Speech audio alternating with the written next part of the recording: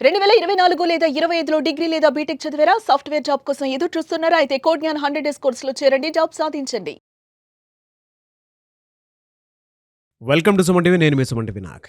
ఎవరైనా సరే recovery agents వ్యక్తిగతంగా బారోవర్స్‌ని కలవడానికి వెళ్ళేటప్పుడు కొన్ని నియమాలైతే ఖచ్చితంగా పాటించాల్సి ఉంటుంది. ఆ నియమాలేంటి? ఏ విధంగా ఉంటాయి? ఒకవేళ ఎవరైతే ఆ లోన్ కట్టాల్సినటువంటి వాళ్ళు ఉంటారో, మీకు తెలియకుండా, మీకు సంబంధం లేకుండా ఎవరైనా సరే రికవరీ ఏజెంట్స్ మీ ఇంటికి వస్తున్నారు అనంటే, వాళ్ళకు కూడా ఈ వీడియోని ఒకసారి చూపించండి. ఈరోజు మనతో పాటు ప్రముఖ అడ్వకేట్ శశికాంత్ గారు ఉన్నారు. వారి మాటలో అడిగి తెలుసుకుందాము ఆ నియమాలు ఏంటి అనేది. Hello sir. నమస్కారం నాగరాజు గారు. సార్, రికవరీ ఏజెంట్స్ గనక వ్యక్తిగతంగా బారోవర్స్ ఇంటికి వెళ్ళేటప్పుడు తెలుసుకోవాల్సినటువంటి బేసిక్ ఫార్ములా అంటే రూల్స్ కొన్ని ఉంటాయి కదా, ఆ రూల్స్ ఏంటి సార్ అసలు? ఇది చాలా ఇంపార్టెంట్ అండి మీరు తీసింది. ఎందుకంటే ఒక కలెక్షన్ ఏజెంట్ హఠాత్తుగా ఇంటి ముందుకు వచ్చేసినప్పుడు వీళ్ళు కూడా ఏం అడగాలో ఒకటి తెలియదు వీళ్ళకి. వీళ్ళు డిఫెండింగ్ మోడ్లోనే ఉంటారు, వీళ్ళు భయపడుతూ ఉంటారు ఒక కలెక్షన్ ఏజెంట్ ఇంటికి రాగానే. వాళ్ళకి ఇది అద్భుతమైన క్వశ్చన్ మీరు అడిగింది. ఒక 7 నియమాల వరకు ఉన్నాయండి.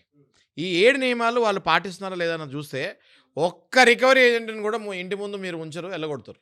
వాళ్ళు కూడా వెళ్ళిపోతారు. ఒక్క మాట కూడా మిమ్మల్ని అనుకుంటే వాళ్ళు వెళ్ళిపోతారు. మనం పాయింట్ టు పాయింట్ వెళ్దాం. ఈ 7 పాయింట్స్లో ఫస్ట్ పాయింట్ నాగరాజు వాళ్ళు చేయాల్సింది ఏంటి అంటే, వాళ్ళ దగ్గర ఒక ఐడి కార్డు ఉండాలి. ఐడి కార్డులో ఏముండాలి? వాళ్ళ పేరు, వాళ్ళ ఫోటో, వాళ్ళ ఎంప్లాయీ కోడ్. మీరు బాగా గుర్తుపెట్టుకోండి. ఐడి కార్డులో వాళ్ళ పేరు, ఫోటో, ఎంప్లాయీ కోడ్ ఈ 3 ఉండాలి. దాన్ని ఫోటో మీరు తీసుకొని పెట్టుకోవాలి. అసలు ఈ ఐడి కార్డు లేకపోతే మీరు వాళ్ళతో మాట్లాడాల్సిన అవసరమే లేదు. స్ట్రైట్గా ఇంట్లో నుంచి 100 కొట్టండి, ఎవడో వచ్చాడు మమ్మల్ని టార్చర్ పెడుతున్నాడని వాళ్ళు తీసుకుపోతారు వచ్చి. ఇంకోటి నెక్స్ట్ సెకండ్ పాయింట్ నాగరాజు గారు, ఎవరైనా కూడా కలెక్షన్ ఏజెంట్ బారోవర్ అంటే అప్పు చేస్తున్న వ్యక్తికి ఇన్ఫార్మ్ చేసి రావాలి. ఏ టైంకి వస్తున్నానో అని చెప్పి రావాలి. నన్ను పలానా బ్యాంక్ పంపిస్తుంది అని అనుమతి లేక పర్మిషన్ లెటర్, అప్రూవల్ లెటర్ తోటి వాళ్ళ ఇంటికి రావాలి. ఎవరు పడితే వాళ్ళు ఐడి కార్డు వేసుకొని వస్తానికి లేదు.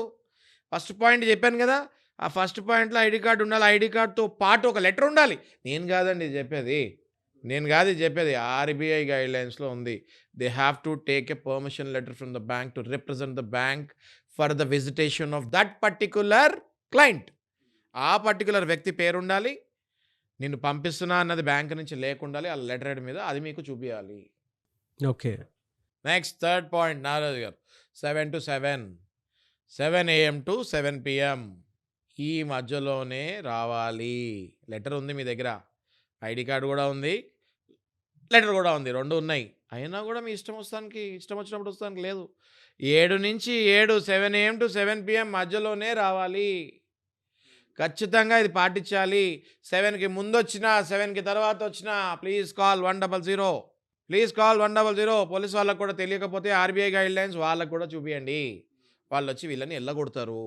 నెక్స్ట్ ఫోర్త్ పాయింట్, శాంతియుతంగా వ్యవహరించాలండి. నాగరాజు గారు వచ్చారా, మీ పేరేంటండి, కరెక్టేనా, ఇది మీరేనా, అప్పు తీసుకున్నారు కదా, ఒక ఈఎంఐ బౌన్స్ అయింది, మీరు కట్టాలి. అంతేగాని కట్టవా, తిన్నావా, తింటాం తెలుసు, కడతాం తెలీదా, ఇట్లాంటి మాటలు మాట్లాడితే మళ్ళీ అది violation of RBI fair practicing code. డెఫినెట్గా అది రికార్డ్ చేయండి. రికార్డ్ చేసిన తర్వాత ఆర్బీఐకి మనము ఒంబడ్స్మెన్కి అది పెన్ డ్రైవ్తో ద్వారా కానీ లేకపోతే ఆ ఫైల్ని అటాచ్మెంట్ చేసి మెయిల్ పెడదాము. వెంటనే వాడి జాబ్ పోతుంది. ఓకే. అంతేగా నాగరాజు గారు, మహిళలు ఉన్న ప్లేస్కి పోతే అసలు రాకూడదు. ఏది రాత్రి 7 తర్వాత. ఇది కాకుండా ఇప్పుడు ఆర్బీఐ ఫెయిర్ ప్రాక్టీసింగ్ కోర్సులో ఏమేమి వస్తాయి? ఇంటి ఫోటోలు తీయకూడదు, మహిళల ఫోటోలు తీయకూడదు, ఎవరు పడితే వాళ్ళ ఫోటోలు తీయకూడదు, మీ ఫోటో తీసుకెళ్ళి ఇంటి పక్కన వాళ్ళకి చూపించకూడదు, 4-5 కలిసి గుంపుగా మీ ఇంటికి రాకూడదు. ఏది ఏజెంట్లు అని చెప్పి 4-5, మొన్న క్లయింట్ 5గురితో పాటు నాకు ఫోటో చూపించాడు, కాన్ కేస్. వెంటనే I ask them to get out. ఆ 5గురితో పాటు ఇంటికి వచ్చారండి. 5గురు ఏంటండి, డెకాయిటీ చేయనీకి వచ్చిరా. డెకాయిటీ సహజంగా డెకాయిటీ అంటే 5 వస్తే 6 వస్తే డెకాయిటీ అంటారు. అది డెకాయిటీ కిందకి వస్తుంది అది. So they are not suppose to come in group. 6 point అండి ఇది. ఏజెంట్ మాట్లాడేటప్పుడు, మహిళలతో మాట్లాడేటప్పుడు డిస్టెన్స్ మెయింటైన్ చేయాలి. ఒక మహిళతో ఒక ఏజెంట్ మాట్లాడుతున్నాడు, నువ్వు 1 feet, 1/2 feet డిస్టెన్స్కి వచ్చి మాట్లాడకూడదు. సెక్షన్ 354 పడుతుంది నీ మీద. ఓకే, అసభ్యంగా మాట్లాడితే, మిస్కండక్ట్ చేస్తే నీ మీద క్రిమినల్ యాక్షన్ తీసుకుంటారు. మహిళల్ని తాకావంటే మాత్రం అవుట్. అంటే కలెక్షన్ వాళ్ళకి చెప్తున్నా ఇది. ఈ అవేర్నెస్ నేను ఇచ్చేది అప్పు తీసుకున్న వాళ్ళు కాదండి. ఈ awareness is for collection agents. దయచేసి మీ కలెక్షన్ ఏజెంట్స్కి ఈ వీడియో ఫార్వర్డ్ చేయండి. ఎవరైతే మహిళలు ఇలాంటి ఇబ్బందులు మీ కలెక్షన్ ఏజెంట్లో పడుతున్నారో ఫోన్ ద్వారా కానీ మెసేజ్ ద్వారా కానీ ఇంటి దగ్గరకు వచ్చి మాట్లాడతాం కానీ ఒకవేళ బై మిస్టేక్ టచ్ చేసినా కానీ దయచేసి మీరు కెమెరా పెట్టుకోండి ఇంటి ముందు, ఆ వీడియో నాకు ఫార్వర్డ్ చేయండి. మేము ఇమ్మీడియట్గా యాక్షన్ తీసుకుంటాము, వాళ్ళని అరెస్ట్ చేపిస్తాము. లాస్ట్ అండి 7వ పాయింట్ నారాజు గారు, గత డ్యూ డీటెయిల్స్ చెప్పాలి మీరు. ఓకే, అంటే ఎన్ని ఈఎంఐలు కట్టలేదు మీరు, దానికి ఇంట్రెస్ట్ ఎంత పడుతుంది, ఇవన్నీ క్లియర్. మీ లోన్ అకౌంట్ నెంబర్ ఎంత, పొలైట్‌గా చెప్పాలి. చాలా పొలైట్గా చెప్పాలి. ఇప్పుడు నేను మాట్లాడినట్టు కూడా మాట్లాడకూడదండి వాళ్ళు. నేనంటే వీడియోలో రావాలి, అలా తెలియాలి అని మాట్లాడుతారు. ఇలా కూడా మాట్లాడకూడదు వాళ్ళు. They have to speak very politely, very normally. చాలా ఒక 5 స్టార్ హోటల్కి వెళ్తే ఎంత బాగా రిసీవ్ చేసుకుంటారు అక్కడ వెయిటర్లు, ఎంత మర్యాదగా ఇచ్చి మాట్లాడతారు. అంతే మర్యాదగా మీరు అప్పిచ్చినప్పుడు అంతే మర్యాదగా ఇస్తారు కదా, కలెక్ట్ చేసుకునేటప్పుడు కూడా అంతే రెస్పెక్ట్, అంతే గౌరవప్రదంగా మాట్లాడాలి. ముఖ్యంగా ఈ 7వ పాయింట్లో చెప్పేది ఏంటి అంటే, మీ లోన్ అకౌంట్ నంబరు, మీ ఈఎంఐలు, మీ ఇంట్రెస్ట్ ఎంత పడింది, మీ టోటల్ అవుట్ స్టాండింగ్ ఎంత, డీటెయిలింగ్ ఇవ్వాలి. వచ్చేసి ఇష్టం వచ్చింది, నోటికి ఇష్టం వచ్చిన అమౌంట్ చెప్తాము, దానికి ఒక డాక్యుమెంట్ సపోర్టింగ్ లేకపోతాము, నోటి ద్వారానే డైరెక్ట్గా మీది ఇంత అవుట్ స్టాండింగ్ ఉంది మీరు కట్టాలి అని చెప్తే ఖచ్చితంగా అది కూడా ఆర్బీఐ ఫెయిర్ ప్రాక్టీసింగ్ కోడ్ కిందకి రాదు.